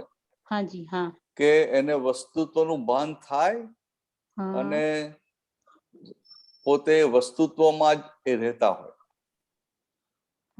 એટલે વસ્તુત્વ એટલે કે હું શુદ્ધાત્મા છું. એ જ હા એટલે હું શુદ્ધાત્મા છું એનું ભાન થાય ને નિરંતર પોતે પોતાના શુદ્ધાત્મા સ્વરૂપમાં જ રહેતા હોય એ એક્ઝેક્ટનેસ આવી. એક્ઝેક્ટનેસ હા એટલે એમની જાગૃતિ કેવી હોય તો ક્યાંય એમને પેલું ના થાય કે હું ભરત છું એવું થાય નહીં. કોઈ પણ ક્રિયા થાય તો કોઈ પણ ક્રિયાના એ માલિક થઈ બેસે નહીં. ના થાય સમજાય કે મેં આમ કર્યું કે મેં આમ કર્યું અથવા મારાથી આવી ભૂલ થઈ ગઈ. કોઈ પણ ક્રિયાને માલિક ના બને. ના હોય હા એટલે પોતે પોતાના નિજ સ્વરૂપમાં સ્થિર રહ્યા કરતા હોય એટલે એ એક્ઝેક્ટનેસમાં હોય. એટલે એમાંથી બહાર નીકળવાનું જ ના હોય એ એક્ઝેક્ટનેસ. અને કેવી રીતે ખબર પડે તો દાદા શું કહેતા કે આ જમવાનો સમય થાય ને જમવાનું આવે ને તો ખાવાનું અમને બોજા રૂપ લાગે. સમજાય? એટલે આ એક્ઝેક્ટનેસ શું હોય આપણને ખબર પડે એમ. અને આપણે કેવું છે કે આપણે બીવેરનેસ એલર્ટનેસમાં આવ્યા. એલર્ટનેસમાં એટલે કે હવે આપણને આપણી ભૂલો દેખાય છે. દેખાવા માંડે છે અને ભૂલોનો પક્ષ લેતા નથી એમ. તો કે એલર્ટનેસમાં આવે એટલે કે આમ કંઈક સંજોગ ભેગો થાય ની સાથે પોતે અંદર એલર્ટ થઈ જાય અને પોતે પોતાના સ્વરૂપમાં પછી સ્થિર થતો જાય. ખરેખર અને એની નીચેનું પદ એ બીવેરનેસ. એટલે એને ખબર છે પણ હજી આમ એટલો જાગૃત થયો નથી. એને ખબર છે કે આ ભૂલ થાય છે ને ભૂલ ના થવી જોઈએ. પણ આમ જે ભૂલનો જે સામાવાળ્યો થઈને સામો પડ્યો હોય ને એ ભાગ ના હોય. એલર્ટનેસમાં એ ભાગ આવી જાય. અને આ એક્ઝેક્ટનેસમાં તો પોતે સંપૂર્ણ છૂટા. ફાઇલ નંબર 1 થી સંપૂર્ણ છૂટા. એટલે એ એક્ઝેક્ટનેસ એટલે કે જેમ હોય જેવું હોવું જોઈએ તેવું. એક્ઝેક્ટનેસ જેમ છે તેમ. જેમ હોવું ઘટે એવું. એવું જ જેમ હોવું ઘટે તેવું જ. બરોબર હા. એટલે કે કેવું હોવું ઘટે તો નિરંતર આત્મામાં જવું જોઈએ. હા નિરંતર શુદ્ધ આત્મામાં નિરંતર. તો કેવી રીતે નિરંતર આત્મામાં રહેતા હોય. હાજી હા હા આપણે વાત તો થઈ ગયા. બુદ્ધિની જાગૃતિ, રિયલની જાગૃતિ, અવેરનેસ બુદ્ધિની જાગૃતિ. હા જો આગળ આપ ફોડ પાડ્યો છે એમને. તો કે આ અવેરનેસ, બિવેરનેસ અને એલર્ટનેસ એ બુદ્ધિની જાગૃતિ. હા એ બુદ્ધિ. અને તેની ઉપર એક્ઝેક્ટનેસ એ રિયલની જાગૃતિ. એ રિયલની જાગૃતિ છે. હા એટલે આ બુદ્ધિ પણ જ્ઞાન મળ્યા પછી જે બુદ્ધિ સમ્યક થઈ અને આ જે પ્રજ્ઞાવાળો ભાગ આવ્યો ને આખો હેલ્પિંગમાં આવી ગયો ને એટલે કે આ બધો ભાગ ક્યાં ગયો? અવેરનેસ, બિવેરનેસ, એલર્ટનેસ એ બધામાં ગયો. એ બધામાં. અને જ્યાં બુદ્ધિનો જરાય ઉપયોગ નથી, જરાય નહીં, પોતે પોતાનામાં જ છે એ આખી એક્ઝેક્ટનેસ વાળી જાગૃતિ. એ એક્ઝેક્ટનેસમાં સમ્યક બુદ્ધિનો ઉપયોગ થાય પછી? ના કશું ના. એ ના કશું જ નહીં. ખાલી હું શુદ્ધાત્મા છું ને આ પૂતગલ જુદું. એલર્ટનેસમાં હોય. હા એલર્ટનેસમાં તો હોય સાહેબ. બરોબર. પણ આમાં નહીં. એક્ઝેક્ટનેસમાં કઈ બુદ્ધિ જ ના હોય. કશું જ નહીં ને. ના જરાય ના હોય. હા ખાલી જુદાપણાની જાગૃતિ મેઇન વધારે. હા જુદાપણાની પોતે સ્વરૂપની ભારત ના નીકળતા જુદાપણાની વાત ક્યાં આવી હવે? ના એટલે જુદાપણું તો આપણા માટે. જુદાપણું આપણા માટે છે.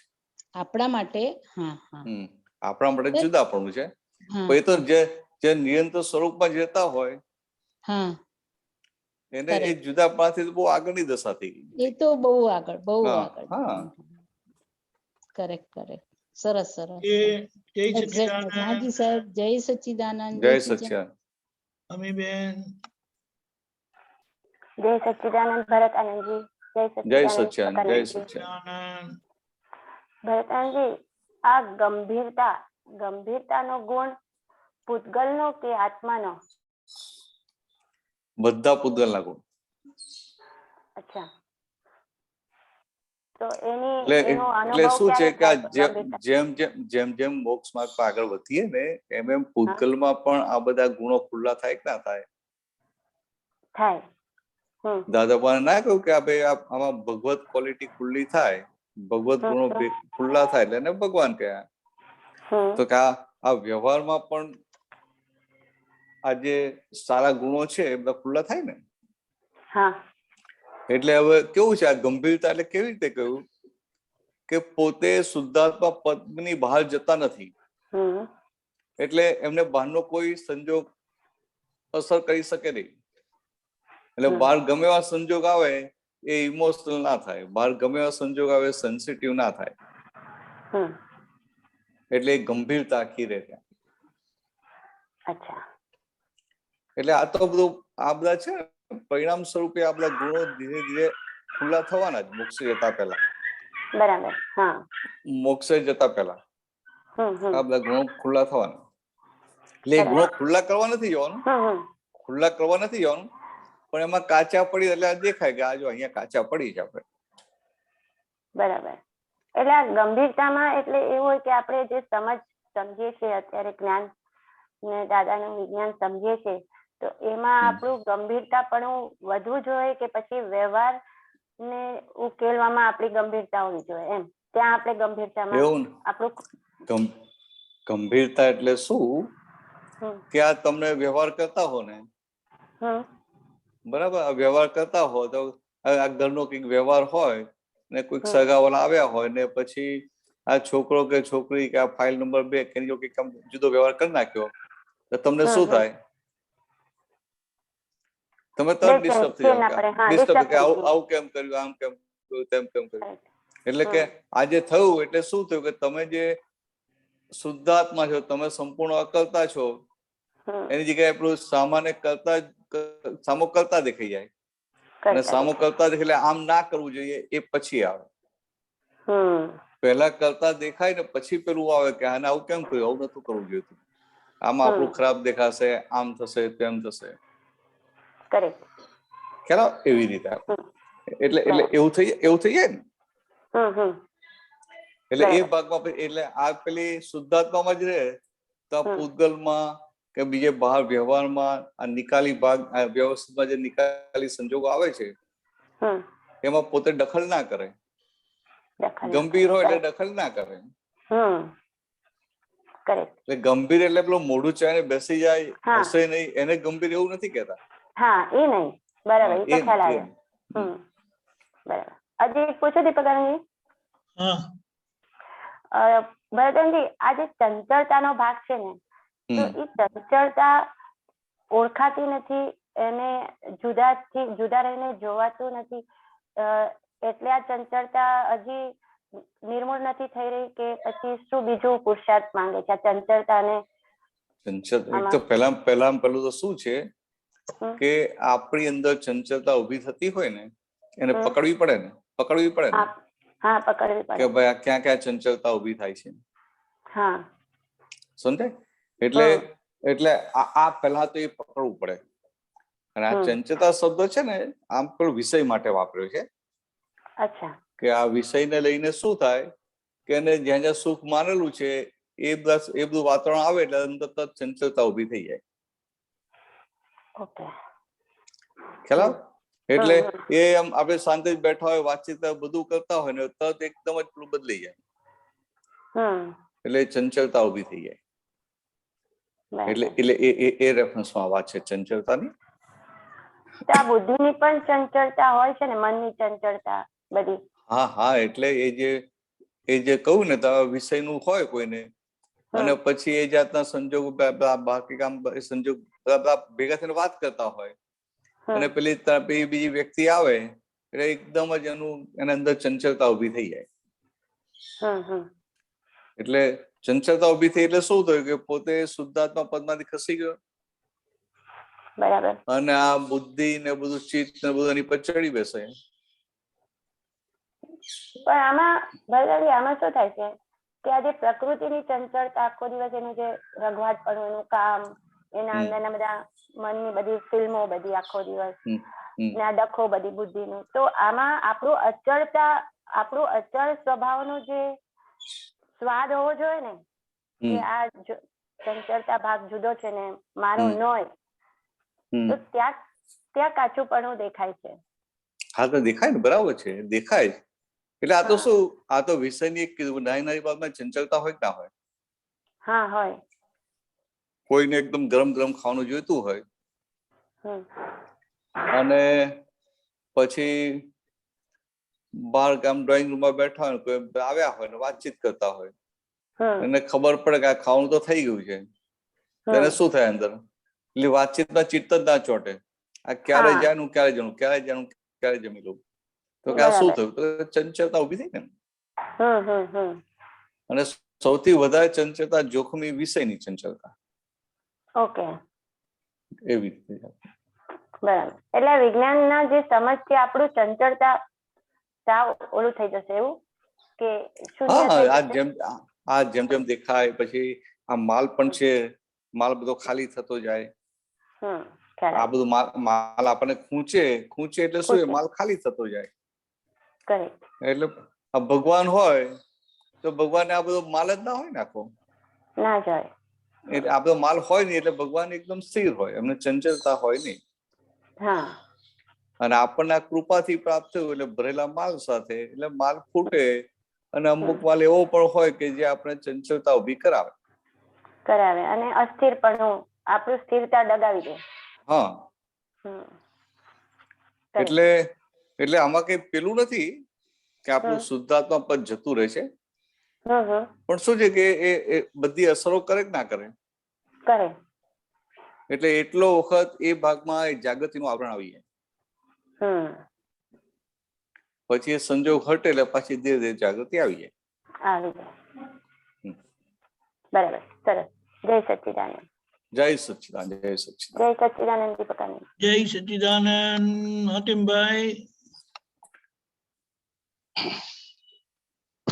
જય સચ્ચિદાનંદ દીપકાનંદ. જય સચ્ચિદાનંદ ભરતાનંદ. જય સચ્ચિદાનંદ. જય સચ્ચિદાનંદ. દીપકાનંદજી, મેં વોટ્સઅપ કરેલું છે તમને, દાદાનું વિજ્ઞાનનું એક પિત્રા વિજ્ઞાનનું છે, એમાં મારે થોડુંક સમજ છે.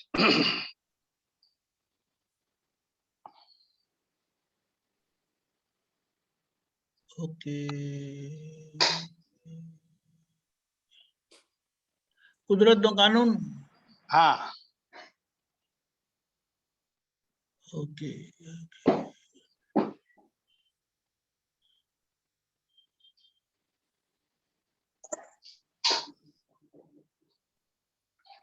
હા, કુદરતનો કાનૂન એવો છે કે જેટલા જીવો અહીંથી મોક્ષે જાય છે એટલા જ જીવો નિગોદમાંથી વ્યવહાર રાશિમાં આવે છે.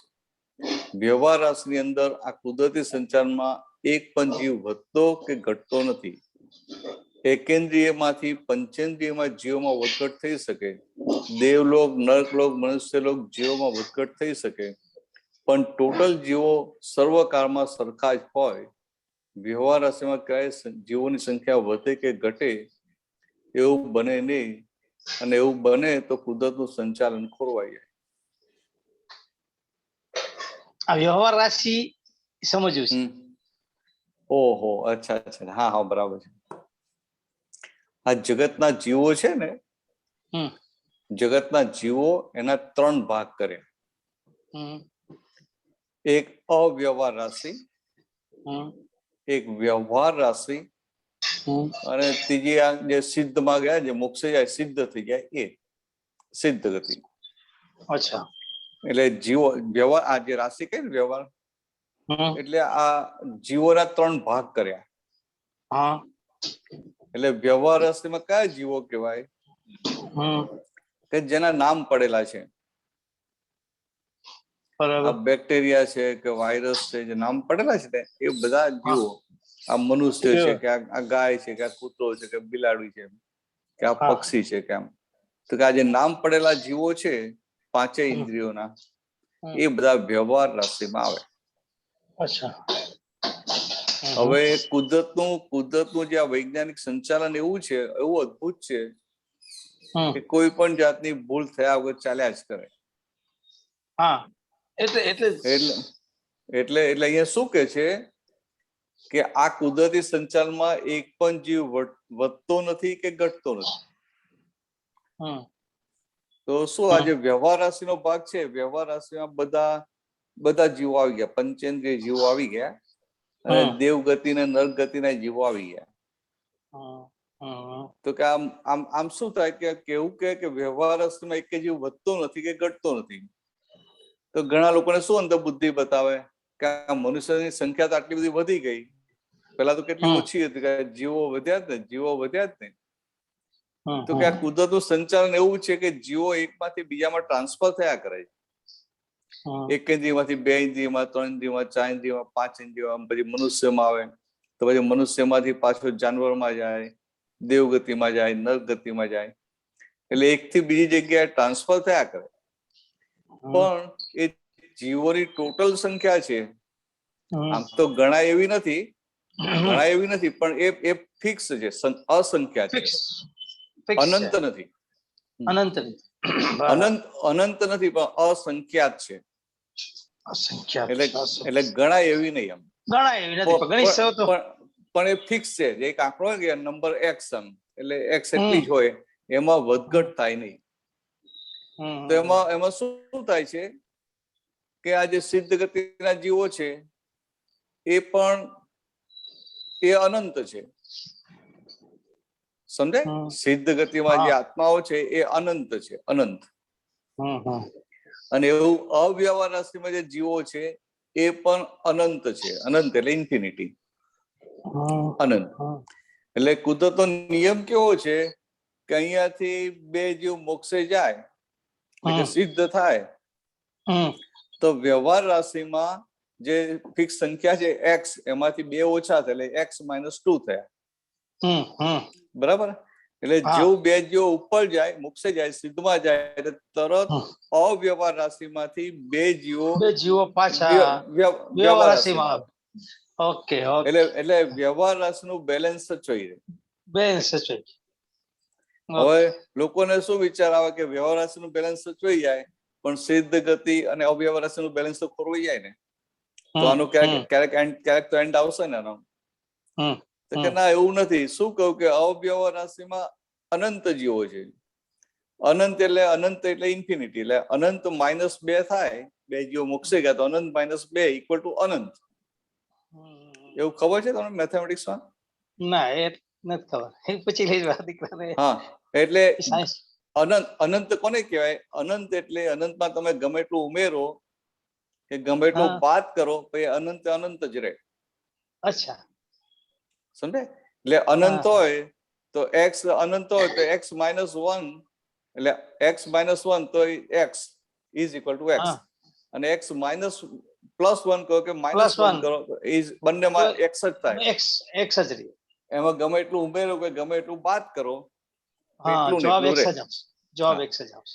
એટલે અવ્યવહાર રાશિમાં જીવો એટલા ને એટલા જ રહે, એટલે ત્યાં બેલેન્સ રહ્યું કે ના રહ્યું? રહી ગયું. અને સિદ્ધ ગતિમાં x + 2 થયા તો અનંત + 2 એટલે અનંત થયા. અચ્છા, હા, બરાબર. એટલે ત્યાં પણ બેલેન્સ રહ્યું. આવી રીતે કુદરતનું સંચાલન એટલું સાયન્ટિફિક અને એક્ઝેક્ટ છે અને એમાં કોઈની દખલ ચાલતી નથી.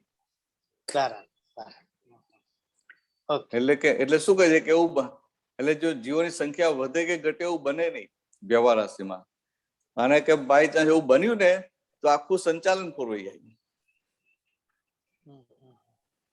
એટલે કહ્યું કે આ જગત છે ને એ અનાદિ અનંત છે, એટલે કાયમ રહેવાનું છે, એનો વિનાશ થવાનો નથી. પણ આ સંખ્યામાં વધઘટ થાય. ક્યારેક મનુષ્ય આટલા બધા 6 અબજ છે તો ઘટીને ઓછાય થઈ જાય, શોધવા જોઈએ તો નામ લેવાય થઈ જાય. પણ એ વખતે પછી બીજા બધા જીવોની સંખ્યા વધી જાય. સમજાય? આ નાના જીવોની સંખ્યા વધી જાય તો કેટલું આવે? આપણી ઇન્ડિયાની 6 અબજની વસ્તી છે. આપણી ઇન્ડિયાની 6 અબજ વસ્તી છે તો પેલા ઓછી હતી ને? પેલા ઓછી એટલે 33 કરોડ હતી, આપણી નોર્માલિટી હતી ને એનાથી ઓછી હતી. તો એ વસ્તી ઓછી હોય ત્યારે શું થાય કે બીજા બધા જીવો, આ જંગલના જીવો છે કે જીવ જંતુ છે એ વધી જાય, સંખ્યા એટલી ને એટલી રહે. જીવોની સંખ્યા એટલે આવું છે. એટલે આખું બેલેન્સ ખોરવાતું નથી. હા, એક આ સાંભળ્યું હતું બેલેન્સ, કુદરતનો નિયમ છે બેલેન્સ નો, જેમ કે એ આ થોડું વધુ ક્લિયર થઈ ગયું. થોડું બધા દાદાજી આ છે ને, આ શાસ્ત્રની વાત છે ને એટલે બધાને ખબર ના હોય આવી બધી. હા, એટલે તો મને આવું તો બહુ ખબર ના હોય. ફેસબુક પર વાંચ્યું મને નવું લાગ્યું, આ થોડુંક ડીપલી સમજીએ આમ, બાકી હું દાદાનું તો વાંચતો છું. ના બરાબર. ચાલો આગળ વધીશું. જય સચ્ચિદાનંદ. જય સચ્ચિદાનંદ. હવે બેન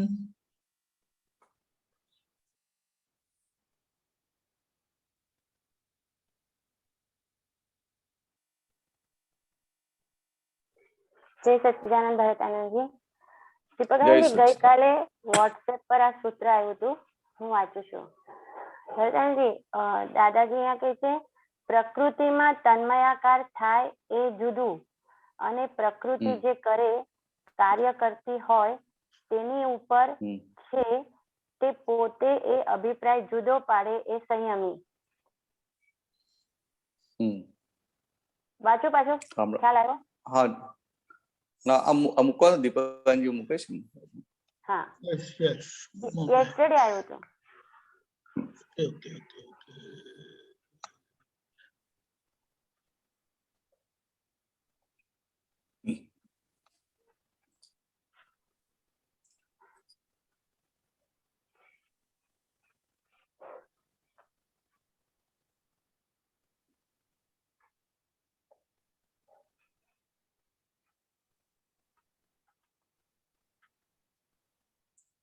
શું છે પાછું વાંચો ને.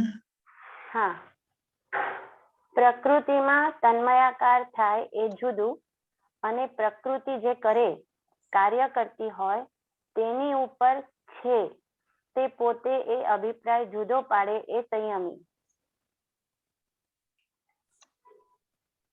એના ઉપરનું એક સૂત્ર છે પ્રકૃતિ એટલે અનટાઈમલી બોમ્બ, એના નીચે સાથે આવ્યું હતું કાલે.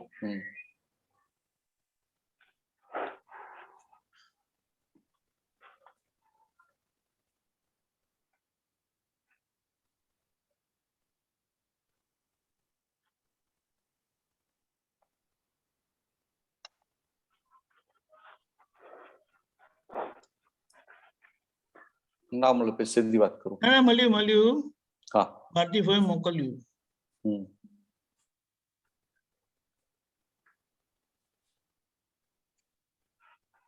હા, પ્રકૃતિમાં તન્મયાકાર થાય એ જુદું, અને પ્રકૃતિ જે કરે કાર્ય કરતી હોય તેની ઉપર છે તે પોતે અભિપ્રાય જુદો પાડે એ સંયમ. તો આમાં હા બોલો. આમ શું કહો છો? આમાં પ્રકૃતિ તન્મયાકાર થાય છે એ જુદો છે, ઈ હું જુદો છે, અને પાછો જે પ્રકૃતિ કાર્ય કરે છે અને એની ઉપર જે આપણે જાગૃત હું છે એ અભિપ્રાય પાડે છે. હા, એટલે શું કે છે કે પ્રકૃતિમાં તન્મયાકાર થાય એ જુદું, એટલે કે આ પ્રકૃતિમાં પોતે તન્મયાકાર થઈ જાય ને એ આખું જુદું, અને પ્રકૃતિ જે કરે એટલે પ્રકૃતિની જે ક્રિયા છે, પ્રકૃતિ જે કાર્ય કરતી હોય તો કે આ પ્રકૃતિ કરતી હોય અને પોતાનો અભિપ્રાય એનાથી જુદો પડે કે ના પડે? હા, પડે. સમજાય? એટલે કે આ તમારી પ્રકૃતિ હોય, ગુસ્સાવાળી પ્રકૃતિ હોય, એટલે પ્રકૃતિમાં ગુસ્સો આવે અને એ વખતે હું શુદ્ધાત્મા ભાન ના રહે, એટલે એવું થાય કે ના થાય? હા, થાય. તો કે એ એક વાત છે. અને બીજી વાત શું છે કે આ ગુસ્સો આવે પછી શું થાય તો કે અમીબેન ને થાય કે આ ગુસ્સો આવ્યો ને આ ખોટું છે, એટલે એનો અભિપ્રાય શું છે? ગુસ્સાની સાથેનો અભિપ્રાય નથી. એનો અભિપ્રાય ગુસ્સો ન થાય એના માટેનો છે. તો કે આખું જગત આ બહારનો સંયમ શોધે છે, સ્થૂળ સંયમ. ત્યારે દાદા ભગવાનની આ જે વાત કરી ને આ દરઅસલ સંયમની વાત કરી. એટલે કે પ્રકૃતિ એટલે કે વિશેષ ભાવે ઉભું કરેલું પાછલા અવતારમાં અજ્ઞાનતે કરીને એ ભરેલો માલ અત્યારે ફૂટે. એ ભરેલો માલ ફૂટે એ એક વસ્તુ છે. એ ફૂટતા માલ સાથે પોતે ફૂટતો માલ મોક્ષ માર્ગ ને શોભે એવો ના હોય તો આપણે એને એગ્રી થઈએ ખરા? ના થઈએ. તો કે આ એગ્રી ના થયા. એટલે કે એમાં ગુસ્સાનો માલ ફૂટે, લોભનો માલ ફૂટે, વિષયનો માલ ફૂટે, પણ દરેક જગ્યાએ પોતે એની સાથે એગ્રી નથી, એની સાથે સહમત નથી. તો કે આ સહમત નથી એટલે આપણે એનાથી જુદા પડ્યા કે ના પડ્યા? પડ્યા. તો એનાથી જુદા પડ્યા અને સહમત નથી, તો કે આને મોટામાં મોટો આ સંયમ કયો. એટલે આ ભગવાનની ભાષાનો સંયમ. સમજાય? અને જગતના લોકો એટલે કર્મિક માર્ગમાં શું વિચારે કે હવે ક્રોધ આવતો જ નથી, કે હવે લોભ છે નહીં, કે માન નથી, કે માયા નથી, માટે સંયમી. તો કે ના, એવું નહીં. જ્યાં સુધી અહંકારની હાજરી છે ત્યાં સુધી સંયમ કહેવાય નહીં, ત્યાં સુધી ત્યાગી કહેવાય, સંયમી કહેવાય નહીં. બરાબર છે. ખ્યાલ? અને આપણી પોઝિશન કેવી છે કે અહંકારની ગેરહાજરી થઈ ગઈ, અને ભરેલો માલ એવો છે કે જગત એને સંયમ તરીકે સ્વીકારે નહીં. પણ ભગવાનની ભાષામાં જોઈએ તો દરઅસલ ભગવાનની ભાષામાં આપણે સંયમી કહેવાય. એટલે આટલું ગજબનું પદ દાદાએ આપણને આપ્યું છે. એટલે હવે આપણે પેલું કહ્યું ને, અવેરનેસ, બીવેરનેસ, એલર્ટનેસ માંથી બહાર આવીને એક્ઝેક્ટનેસ તરફ જવું પડે. હા, એટલે અત્યારે એલર્ટનેસ માં આવી જઈએ ને તો એ બહુ મોટું થઈ જાય. બરાબર. આમાં ભરતાનંદજી, પ્રકૃતિમાં તન્મયાકાર થાય એ જુદું, એ શું કહેવા માંગે છે? તન્મયાકાર થવા વાળું આ ગુસ્સો થાય ને, જે ગુસ્સો આવે ત્યારે કશી જાગૃતિ રહે ખરી કે હું શુદ્ધ આત્મા છું, બીજી કોઈ જાગૃતિ રહે ખરી? ના. તો કે આ બધી જાગૃતિ ના રહી, એ બધું શું થયું ભાગ આમ? એટલે એને કીધું કે આ પ્રકૃતિ સાથે તન્મયાકાર થયો. ઓકે. એટલે એ ભાગ જુદો, એ ભાગ જુદો. એટલે આખા જગતના લોકો શું હોય? પ્રકૃતિ સાથે તન્મય થઈને રહેતા હોય. બરાબર. સમજે? આ તમારી વાત નથી આ. અને એટલે એ પ્રકૃતિમાં તન્મયાકાર હોય, પ્રકૃતિમાં રમમાણ હોય, એને એટલે એમાં ને એમાં જ હોય, ને એમાં ને એમાં જ રચ્યો પચ્યો રહેતો હોય, એમાં જ રાજતો હોય. ત્યારે આપણે એ પ્રકૃતિ એનું કામ કર્યા કરે. એટલે કહ્યું પ્રકૃતિ જે કરે, કાર્ય કરતી હોય, એની ઉપર પોતે પોતાનો અભિપ્રાય જુદો પડ્યો.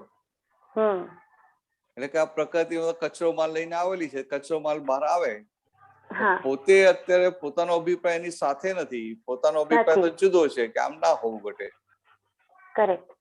તો કે આ સંયમ થયો. એટલે કે જે વ્યવસ્થિતમાં જે બની જાય છે, જે બની રહ્યું છે,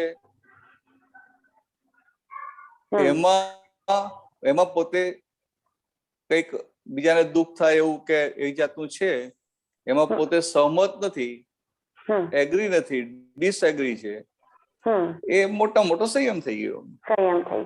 બરાબર.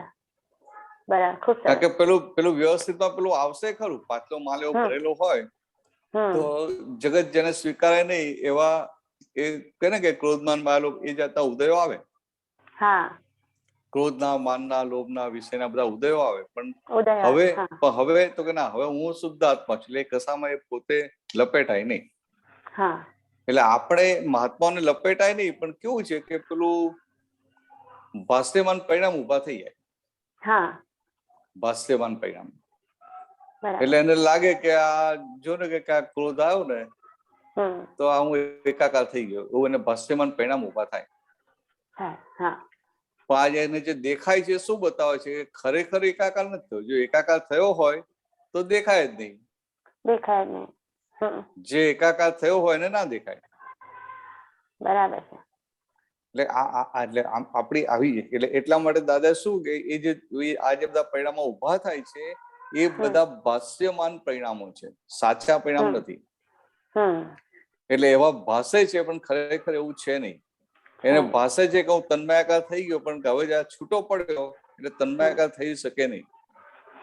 પણ પહેલા અજ્ઞાન દશામાં એ પ્રતિષ્ઠિત આત્માને જ સાચો આત્મા માનતો હતો. બરાબર. એટલે એને શું થાય તો કે તન્મયાકાર થઈને જ રહેતો હતો. એટલે એવી રીતે આ વાત છે. બરાબર. એટલે આપણે હવે આત્મા રમણતામાં આપણું પુરુષાર્થ છે ને પેલા જ્ઞાન પેલા આ પ્રકૃતિમાં જ એની રમણતા હતી. બરાબર. એટલે રમણતા આખી બદલાઈ ગઈ. ખરેખર પહેલા જે રમકડાની રમણતા હતી, પૂતગલની રમણતા હતી, હવે આત્મરમણતા ખુલ્લી થઈ.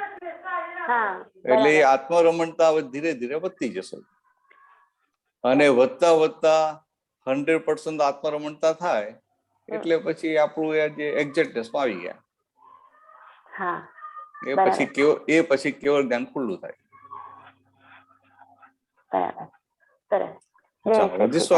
જય સચ્ચિદાનંદ.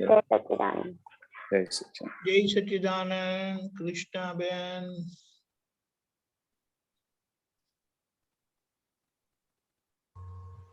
જય સચ્ચિદાનંદ. જય સચ્ચિદાનંદ.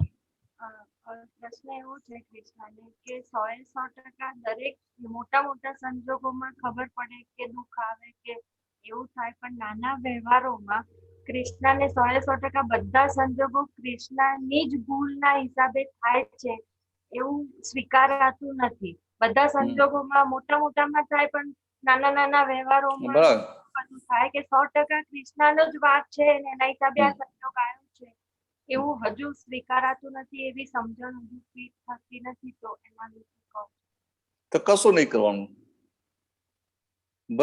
કૃષ્ણ ભૂલ નથી સ્વીકારતી, કઈ વાંધો નહીં. કૃષ્ણ તો કઈ નહીં થાય, તું ભૂલ સ્વીકારતી તારે માર ખાવો પડશે. તમારે એક વાર છૂટા પડી જવાનું, સમજાય? તમે કૃષ્ણ ભૂલ સ્વીકારતી થાય ને કૃષ્ણને સુધારવા જાઓ છો. આ તો જેમ જેમ આપણી સમજણ બદલાય ને એમ આખો તો સ્વીકાર થતો જ જાય. પાયાની વાત શું છે કે આ કોને થાય છે? કૃષ્ણ થાય છે. એટલે કૃષ્ણની ટપાલ આપણે લઈ લેવી નહીં. કૃષ્ણની ટપાલ કૃષ્ણ જ આપવાની. જો ને ભાઈ તારે આ જો નાની નાની ભૂલોમાં તને જે અસર થાય છે કે આ નાનું નાનું હોય એમાં તારી ભૂલ સ્વીકારાતી નથી, આ વ્યવસ્થિતની આજ્ઞામાં રહેવાતું નથી, તો પછી કેમ કહીને કે તમે કે કેટલો ટાઈમ જશે પછી આગળ વધતા મોક્ષે જતા કે તમારા મોક્ષે જવું છે કે નથી જવું? આવી રીતે પ્રેમથી વાતો કરવાની. આપણે એને ઠોકી નથી બેસવાનું કે આ કૃષ્ણની જ ભૂલ છે, કૃષ્ણની જ ભૂલ છે. તો સત્સંગમાં વાત માટે કેવું પડે ને કે ભાઈ આ દેહ મળ્યો છે કેમ? તો કે આપણી ભૂલ છે માટે દેહ ભેગો થયો છે. તો આ દેહને કે મારી નખાય? સમજાય? તો કે આ દેહને મારી ના નખાય. તો કે આ દેહ ભૂલથી જ ભેગો થયો છે ને, પાછલી ભૂલો ના આધારે. તો કે હવે તો કે એક પછી એક ભૂલો આવશે સામે, તો મોટી ભૂલોમાં તો તરત આપણને જાગૃતિ આવી જાય. પણ નાની નોર્મલ જે વ્યવહારમાં જે બધા આપણી ભૂલો કાઢતા હોય ને, તો એ વખતે પહેલું તો આ કૃષ્ણની ભૂલ કાઢે છે, હું શુદ્ધ આત્મા. પછી કૃષ્ણને કહીએ કે ભાઈ વ્યવહારથી આ કોઈ પણ વ્યક્તિ તારી ભૂલ કાઢે છે, વ્યવહારથી કાઢે છે ને કે નિશ્ચયથી કાઢે છે? વ્યવહારથી. હા, તો વ્યવહારથી ભૂલ કાઢે ને તો ઘણી વાર શું થાય કે આપણી ભૂલ ના કે તમે આ ભૂલ કરી તો કે ભાઈ ભૂલ થઈ ગયો, બીજી વાર સાચવી લઈશ. તો પેલો ભૂલી જાય ને યાદ ના આવે. ત્યાં આપણે પકડી રાખીએ ને મારી ભૂલ જ નથી, મેં તો આમ કરું, મેં આમ કર્યું, મેં આમ કર્યું, તો શું થાય? એ લાંબુ ચાલે. તો હવે આપણે જે કહીએ કે આ ચાલો બીજી વાર ભૂલ સુધારી લઈશ, તો વ્યવહારથી જ કહીએ છીએ કે નિશ્ચયથી કહીએ છીએ? વ્યવહારથી. એટલે વ્યવહારને વ્યવહાર વડે ભાગી નાખવાનું. એટલે જે પેલી વાત કરી ને અથડામણમાં આવવા જેવું નથી. એમ સાચો ખોટો નહીં જોવાનું. આપણે જ પકડ્યા મારી ભૂલ નથી, હું કેમ સ્વીકાર કરું? અરે ભાઈ પણ જેની ભૂલ છે આપણે છીએ જ નહીં ને. એટલે કે કઈ વાંધો કે તમારી ભૂલ નથી, તમને આ સંજોગ આવા ભેગા થાય છે એટલે અત્યારની ભૂલ નથી, હવે સમજી ગયા, પણ પાછલી ભૂલ તો છે ને. આપણી ભૂલ નથી છતાં કોઈ બધા ભૂલો કાઢે છે એટલે અત્યારની ભૂલ નથી દેખાતી આપણને, કઈ વાંધો નહીં, પણ પાછલી ભૂલ છે માટે કાઢે છે ને. પછી સાચું ખોટું નહીં જોવાનું, ધીરે એમ કે હા ભાઈ ચાલો સમજી ગઈ તમારી વાત, કે બીજી વાત ધ્યાન રાખીશું. પછી બીજી વાર કે તમે ધ્યાન ના રાખ્યું, હા કે મેં કહ્યું તું પણ ના રહ્યું, ફરી વાર ધ્યાન રાખીશું. એટલે એનો અહંકાર આપણી સામે માથું ના ઉચકે. પછી સમજે? એનો અહંકાર માથું ના ઉચકે. આપણે શું કરીએ કે આવું કંઈક થાય ને એટલે સામાન્ય ઉપર એટેક કરીએ, એટલે સામાન્ય અહંકારને છંછેડીએ. એટલે પછી એટલે પછી પ્રોબ્લેમ થાય આપણને. કે સામો તો આપણને નિકાલ કરવા માટે ભેગો થયો, ત્યાં એના અહંકારને ક્યાં છેડવાનો આપણે? સમજાય? એ નિકાલ કરવા માટે ભેગો થાય. આપણે આપણો નિકાલ કરવા માટે તો ઉપરથી એનો અહંકાર છંછેડીએ તો નિકાલ તો બાજુએ, ઉપરથી નવું પાછું બોધેશન ઉભું થઈ જાય. એટલે સારું છે. એટલે આમાં શું, એટલે વ્યવહારમાં બધા ભૂલો કાઢ્યા કરે, એટલે આપણે બધા ભૂલો કાઢે ને મારી ભૂલ છે એવું કર્યા કરીએ તો ડિપ્રેશન આવી જાય. એના કરતા હું ક્રિષ્નાને કહીએ કે ભાઈ જો ને આ વ્યવહારથી જ ભૂલ કાઢે છે ને, તો વાંધો નહીં, કે આપણે વ્યવહારથી ભાગી નાખો, કહી દો હા ભાઈ ચાલો ભાઈ ભૂલ થઈ, બીજી વાર ધ્યાન રાખીશ. અને તો કહીએ ખરા, પછી તો આપણી પ્રકૃતિ કામ કરે કે ના કરે, એટલે બીજી વાર પાછું એવું થાય તો પેલા ફરી કે હા ભાઈ તમે કહેલું મને ખબર છે, હવે થઈ ગયું, બીજી વાર ફરી ધ્યાન રાખીશ, ધ્યેય નીકળી જશે. પણ છે ને આ વ્યવહારના ભાગના કરતા બની જવું નહીં. બોલીએ ખરા કે હા ચાલો મારી ભૂલ થઈ ગઈ, પણ કેવું બોલવાનું?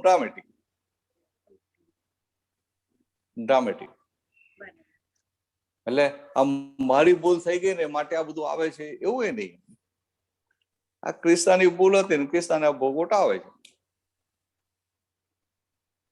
ઓકે, ચાલો વધીશું આગળ. જય સચ્ચિદાનંદ. સમય થયો છે. સમય થઈ ગયો, શું વાત છે? આવજો અને કૃષ્ણાબેન ફોલો કરજો. નમો અરિહંતાણમ. નમો અરિહંતાણમ. નમો સિદ્ધાણમ. નમો સિદ્ધાણમ. નમો આયરિયાણમ. નમો આયરિયાણમ. નમો ઉપજ્જાયાણમ. નમો વજ્જાયાણમ. નમો લોય સવ સાહુણમ. નમો લોહે સવ સાહુણમ. એસો પંચન મુક્કારો. એસો પંચન મુક્કારો. સવ પાવપણાસણો. સવ પાવપણાસણો. મંગલાણમ ચ સવ્વે સિંહ. મંગલાણમ ચ સવ્વે સિંહ. પડમમ હવૈ મંગલમ. પડમમ હવૈ મંગલમ. ઓમ નમો ભગવતે વાસુદેવાય. ઓમ નમો ભગવતે વાસુદેવાય. ઓમ નમઃ શિવાય. ઓમ નમઃ શિવાય. જય સચ્ચિદાનંદ. જય સચ્ચિદાનંદ. જય જય સચ્ચિદાનંદ. સચ્ચિદાનંદ.